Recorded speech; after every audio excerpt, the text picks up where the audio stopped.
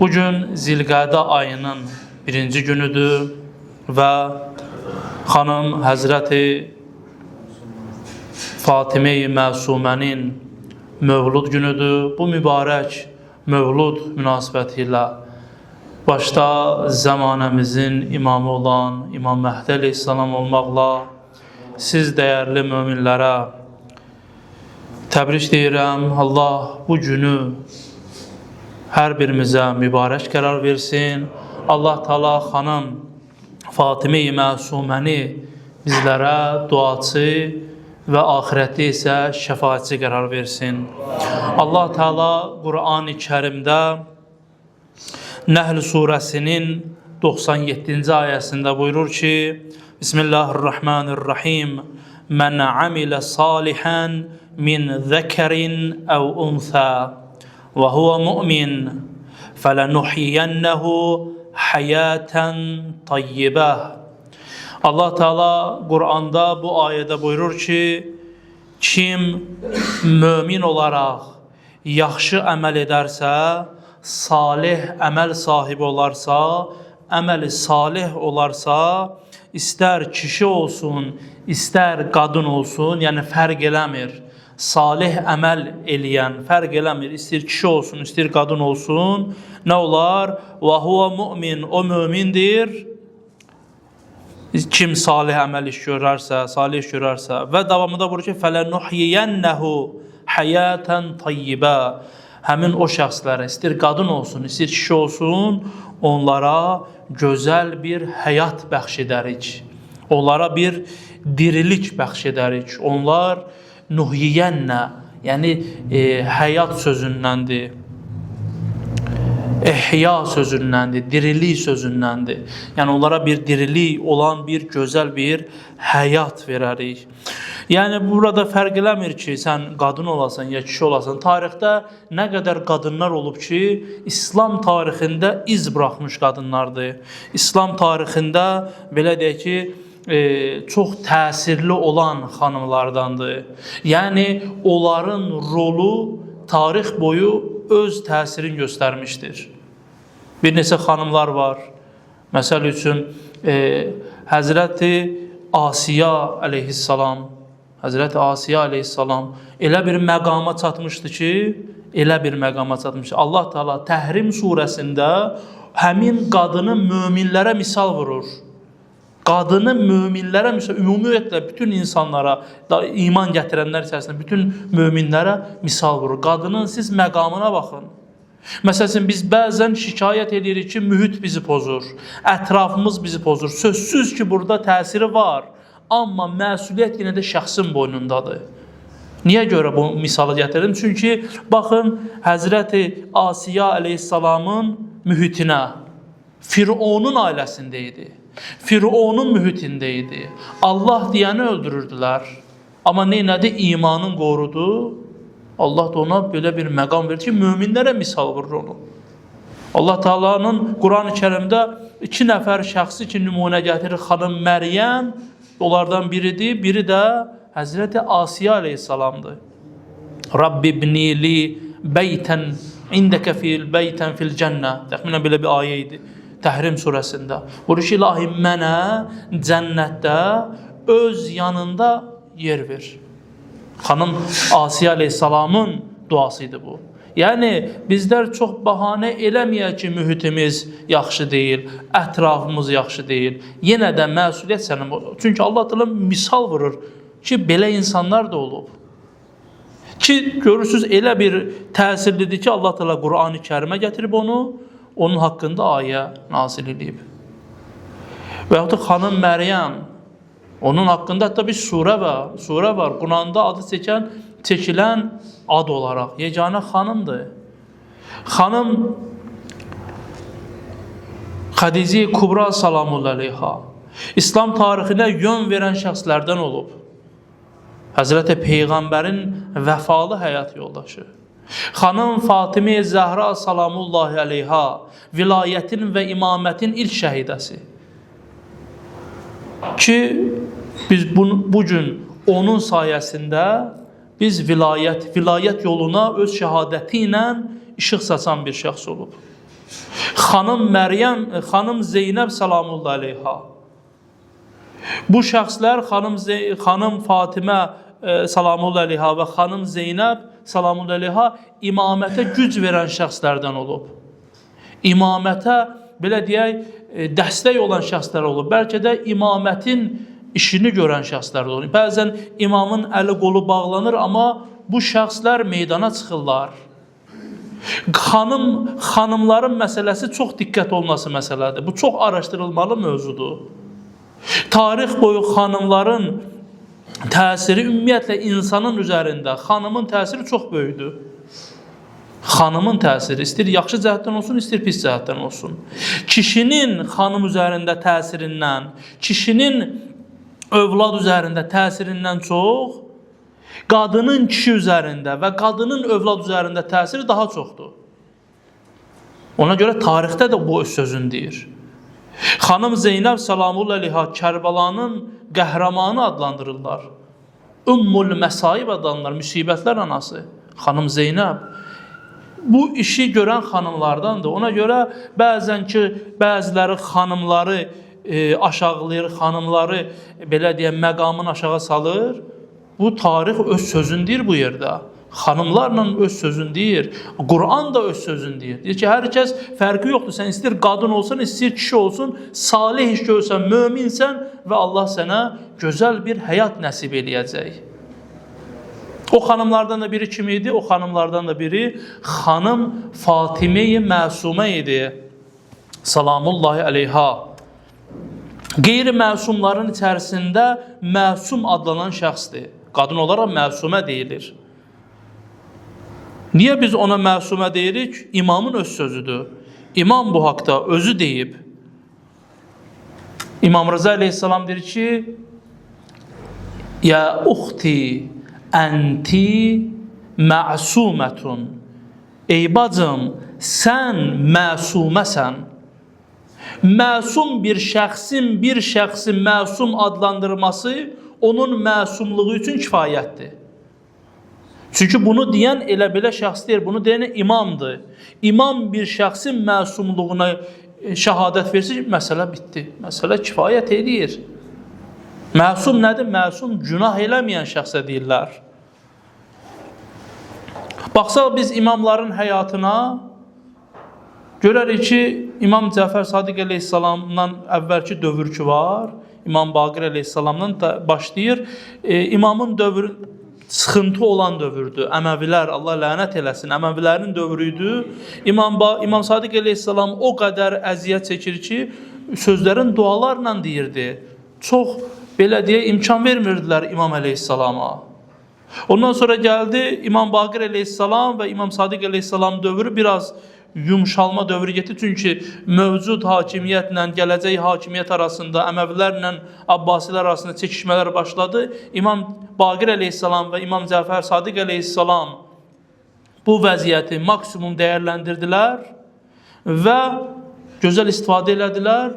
Elmi cəhətdən xidmət qoydular ortaya, xidmət elədilər. Hətta İmam Cəfər Sadiq əleyhissalamın minlərlə tələbəsi var idi.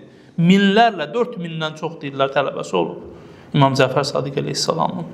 Sanki bir universitet yaratmışdı, sanki bir akademiya yaratmışdı İmam Cəfər Sadiq əleyhissalam. Amma İmam Cəfər Sadiq əleyhissalam ki şəhadətə yetdi, ondan sonra Əhl-i Beytin sıxıntılı dövrü yenidə başladı. Abbasilərin dövrü, İmam Musa Kazım əleyhissalamın dövründə lap çətinləşdi. Hətta İmam Musa Kazım əleyhissalamı 14 il həbs həyatı yaşadı. 14 il həbs həyatı yaşadı. Hətta İmam Musa Kazım əleyhissalamın və ailəsinin vəziyyəti o qədər çətin bir vəziyyətə gəldi ki, qızları paltar tapmırdılar çölə çıxmağa. Paltar tapmırdılar. Hətta namaz qılmaq üçün, namaz qılanda ki, xanım bütöv bədənini örtməlidir, növbə ilə paltar dəyişib namaz qılırdılar. O qədər çətin bir dövr idi ki, imamı da həbsə atmışdılar. Və bu çətin dönəmlərdə xanım Məsumə salamullah əleyha insanların hətta suallarını cavablandırırdı. Bir gün gəlir İmam Musa Kazım əleyhissalam həbsdə deyildi həmin vaxtı. Xanım Məsumə salamullah əleyhanı Gəldilər ki, hansısa bir uzaq yerdən gəldilər İmam Musa Kazım əleyhissalama sual versinlər. İmamı tapmadılar, məktub vasitəsilə getmişdilər. Xanım Məsumə salamullahi əleyha da o da uşaq idi. 8-9 yaşı var idi. Həmin vaxtda imam dedi ki, xanım dedi ki, kağızları verin mənə, məktubları verin. Xanım cavablayır. Bunlar qaydanda yolda İmam Musa Kazım əleyhissalam, yəni atasını görürlər. Deyir ki, biz sənə sual getmişdik, sizə sual getmişdik, siz yox idiniz də qızınız Fatimə cavablandırdı. Baxır, xanımın cavablarına deyir ki, fədaha əbuha, atan sənə qurban olsun. Hamısı doğrudur, düz yazıb. Və ondan sonra İmam Rıza əleyhissalamın dönəmi başlayır. İmam Musa Kazım əleyhissalamı 14 il həbs həyatından sonra, şəhid olandan sonra və İmam Rıza əleyhissalamı belə deyək, belə bəlkə də demək doğru olar ki, sürgün elədilər saraya, Xorasana, indiki Məşəd şəhərinə. Və İmam Rıza əleyhissalam məktub yazdı ki, bazı tarixlərdə də qeyd olunur ki, məktub yazdı ki, xanım Məsumə gəlsin ona tərəf, onun yanına gəlsin. Və o da qardaşları ilə bir neçə karvan sakinlərini karvanla bir yerdə çıxdılar və Əhl-i-Beyt tərəfdarları olan yerdən getdilər. Və nə qədər insanların qəlbini təzədən oyatdılar. Çünki bir insanın, bir övliyanın, bir Allahın sevdiyi şəxsin vücudu belə insanlara təsir edir. Vücudunun olması təsir edir. Mən üzürürsən biraz mövludu da biraz uzun çəkə bilər. Ona görə istəyirəm biraz rahat danışım. Axşam da ola bilsin iştirak elə bilməyəm namazda. Ona görə istəyirəm sözümü burada tam eləyim. Və nəhayət Məmunun dövrü idi. Məmun İmam Rıza əleyhissalamı dəvət eləmişdi. Daha doğrusu məcburi şəkildə dəvət eləmişdi Məşhədə, indiki Məşhəd şəhərinə. Və xanım Məsumə də İmam Rıza əleyhissalamı görməyə gedirdi. Yanına gedirdi. Bunların təbii ki, hər birində bir hikmət var. Boş-boşuna deyil imamın bacısını ora dəvət eləməsi. İmam əleyhissalam bilirdi zaten. Birazdan mən bir hədis oxuyacağam. Xanım Fatimi Məsumənin Qum şəhərində dəfn olunacağını bilirdi. Amma ora gəlməsi lazım idi, bir səbəb lazım idi gəlsin. Çünki niyə görə? Baxın, orada olması lazım idi ki, Əhl-i-Beytin məktəbi yayılsın. Baxın, İmam Rıza əleyhissalamın digər bacıları Azərbaycanımızda var, Bakıda var. Baxın, bu özü də həmən dövrün necə sıxıntılı və bizim ölkənin, bizim vilayətin necə vəfalı olduğuna dair bir sübutdur ki, o öz dövrlərində necə əziyyətlə qarşılaşmışlar, amma bura onların pənah yeri idi. Azərbaycan tərəfə gəlmişdilər ki, bir şəhərin, bir ölkənin paytaxtının girişinin imam övladının qəbri ilə olması çox böyük üstünlükdür. Bakı şəhərinə girirsən, girəndə ilk qarşılaşdığımız yer aradır. Bibi-Heybət, xanım Fatimə-i Həkimənin, Fatimə-i Suğranın qəbridir. İmam balasıdır. Mötəbər hədislərdə də, rəvayətlərdə də keçir ki, həqiqətən də sənədi mötəbərdir.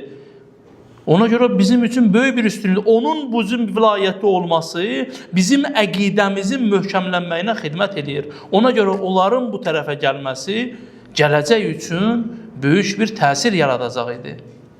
Və nəhayət xanım Məsumə salamullahi əleyha bir karvanla gəlir. Hətta Məmunun adamları həmin karvana hücum deyilir. Nə qədər adam da, 20-dən çox idi səhv eləmirəmsə, nə qədər adam da həmin karvanda yaralanır. Bəziləri deyirlər ki, xanım Məsumə salamullahi əleyha da oradan zərər görmüşdü. Onun nəticəsində Qum şəhərinə gedirlər və orada şəhadətə çatır. Bəziləri deyir zəhər veriblər, şəhadətə çatır. Bəziləri deyir ümumiyyətlə orada vəfat eləyir.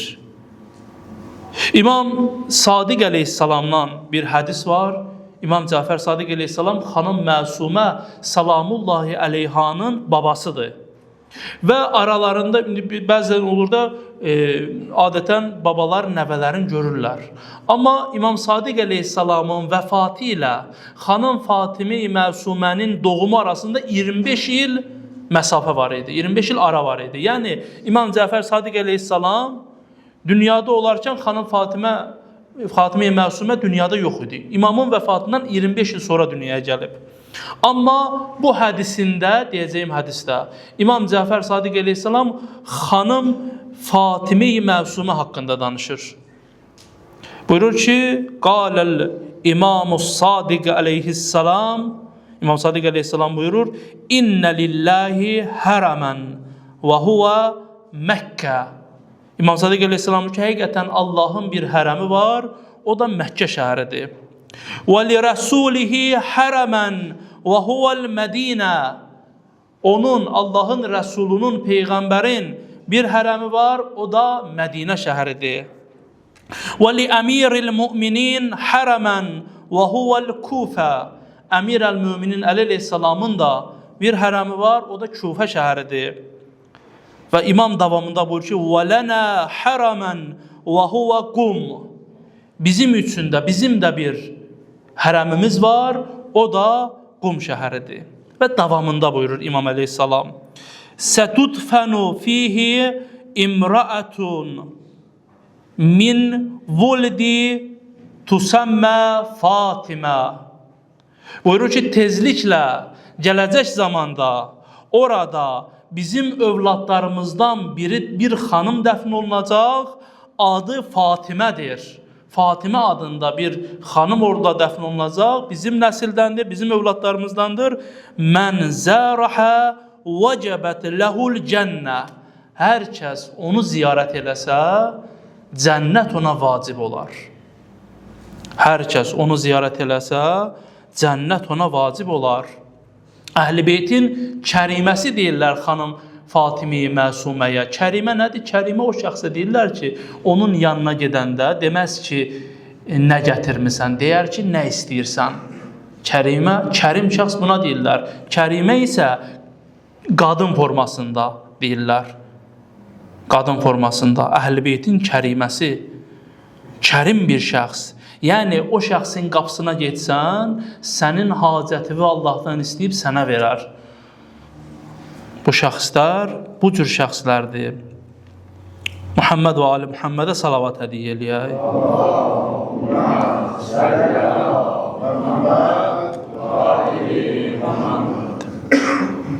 Ümumiyyətlə, tövsiyə olunub, alimlərdən də tövsiyə olunub, hər kəs xanım Fatime-i Zəhranı ziyarət eləmək istəyirsə, geçsin, xanım Fatime-i Məsuməni ziyarət eləsin. Mərəşi Nəcəfi eşidərsiniz bəlkə. Mərəşi Nəcəfi elə məzarı da Qum şəhərində öz kitabxanasındadır. Məşhur alimlərdəndir. Heç Qum əhlindən də deyil, İranlı deyirlər. Nəcəf şəhəri, İraqlıdırlar. Amma gəlib Qumda yaşayıblar. Niyə Qumda yaşayıblar? Deyir, onun atası var idi, Seyyidlər, Seyyid Mahmud. Deyir, bu çox təvəssül eləyir ki, xanım Fatimə anamızın ziyarətin eləsin. Qəbri gizlindədir axı anamızın. Çox təvəssül eləyir, çox istəyir Allahdan. 40 gün Səhlə meçidində dua eləyir. 40 günün sonunda imamlardan biri yuxusuna girir. Deyir ki, o qəbir bizə əmanətdir. O qəbir bizə əmanətdir, sən onu ziyarət eləyə bilməzsən, xanımın öz vəsiyyətinə əsasən o qəbir gizli qalmalıdır. Amma istəyirsənsə əgər xanımı ziyarət eləyəsən, get Əhl-i Beytin kəriməsi olan Fatime-i Məsuməni ziyarət elə. Və ondan sonra gəlirlər, Qum şəhərində sakin olurlar və Qum şəhərində yaşayırlar və böyük bir kitabxana yaradıb oğlu Mərəşi Nəcəfi. İmam Cavad əleyhissalamdan, İmam Rıza əleyhissalamın oğlu buyurur ki, mən zərə qabra əmməti bi Qum fələhul cənnə. İmam Cavad əleyhissalam buyurur, kim mənim bibimin qəbrini Qumda ziyarət eləsə, onun üçün cənnət vardır. Cənnət onun üçün. Təbii ki, bu şeylər arifən bi haqqih deyilir də, yəni arifanə ziyarət eləyəsən, gedəsən elə yanından keçəsən və yaxud da gedəsən heç dərk etmədən ziyarət eləyəsən, yox. Onun məqamını dərk eləyərək ziyarət eləyəsən. İmam Rıza əleyhissalam buyurur ki, mən zərəhə bi Qum kəmən zərəni. Hər kəs onu Qumda ziyarət etsə, məni ziyarət etmişdir. Başqa bir hədisdə İmam Rıza əleyhissalam birbaşa Məsumə adını çəkərək deyir. Qalə Rıza aleyhisselam, mən zərəl məsumətə biqum kəmən zərəni. Hər kəs xanım məsuməni qumda ziyarət edərsə, sanki məni ziyarət etmiş kimidir. Allah bizlərin hər birimizə xanım Məsumə Səlamullahi Aleyhanın ziyarətin arifən bihəqqihə nəsib eləsin inşallah. Xanım Fatime-i Məsumə ailə həyatı qurmamışdır. Ailə həyatı qurmayıb, yəni kiminlənsə evlənməyib. Bunun iki səbəbini deyirlər. Səbəblərindən biri buydu ki, onun qapısına heç kim getmirdi, ürək eləmirdi getmək. Çünki o qədər təzyiq var idi onların üzərində. Onun qapısına gedən qorxurdu ki, getmək istəyən qorxurdu ki, təqib olunlar. Ona görə də heç kimlə evlənməmişdi. Başqa bir əsas rəylərdən biri budur ki, xanıma layiq olan bir ər yox idi. Xanıma layiq olan bir ər yox idi ki, geçsin, onunla evlənsin. Necə ki, xanım Fatimə anamız haqqında Peyğəmbərimiz buyurur ki, əli olmasaydı Fatiməyə layiq bir ər tapılmazdı. Çünki niyə görə? Məsəl üçün, Rəhmətli Hacı Şahin də qeyd edirdi. Niyə görə? Məsəl üçün, bəzi imamlar var da, özlərindən aşağı səviyyəli xanımla evlənib. Məsələn, İmam Həsən əleyhissalam məlunə Codə ilə evlənmişdi, qatili də olmuşdu. İmam Cavad əleyhissalam həyat yoldaşı onun qatili idi. Bəs necə olur? Bu xanıma aiddir. Çünki xanım ərə tabidir. Ona görə xanım elə ərlə evlənməlidir ki, onun belə deyək, səviyyəsi aşağı düşməsin. Çünki xanım ərə itaət eləməlidir. Baxın, xanım Fatimə anamız Həzrət Əli əleyhissalamla evlənmişdi. Bəs deyə bilərik, xanım Zeynəb Salamullahi əleyhə, mən bunu da əlavə edeyim. Çünki qadın ərə tabidir, xanım Zeynəb Salamullahi əleyhə ailə həyatı qurarkən nə etmişdi? Şərt qoymuşdu. Şərt qoymuşdu ki, Hüseyn, nə vaxt istəsəm Hüseyni görməyə gedəcəm. İşte birdən Hüseyn səfər eləsi olsa, haraya gedəsi olsa, mən də onunla gedəcəm. Yəni itaətdə o istisna şərtin ora qoyur. Onsuz da zaten Abdullah ibn Cəfər də xanım Zeynəb Salamullahi əleyhanın həyat yoldaşı üstün bir şəxs idi. Cəfər Təyyarın övladı idi. Amma o məsələ ki var idi, itaət məsələsində onu da xanım Zeynəb belə deyə garanti altına alır. Amma bu məsələlərə görə xanım Məsumə Salamullahi əleyhə ona layiq, onun itaətinə girə biləcəyi bir ər olmadığına görə xanım Fatimə-i Məsumə qeyd olunur ki, ailə həyatı qurmamışdı. Allah Teala bu dünyada xanımın və digər bu üstün mənəviyyatlı xanımların ziyarətin bizlərə arifən bihəqqəhə nəsib eləsin inşallah. Həmçinin bu dünyada onları bizlərə duaçı qərar versin, yolumuzu işıqlandıran nur qərar versin, ahirətdə isə bizlərə şəfaətçi qərar versin inşallah. Amin, amin, amin ya Rabbel aləmin.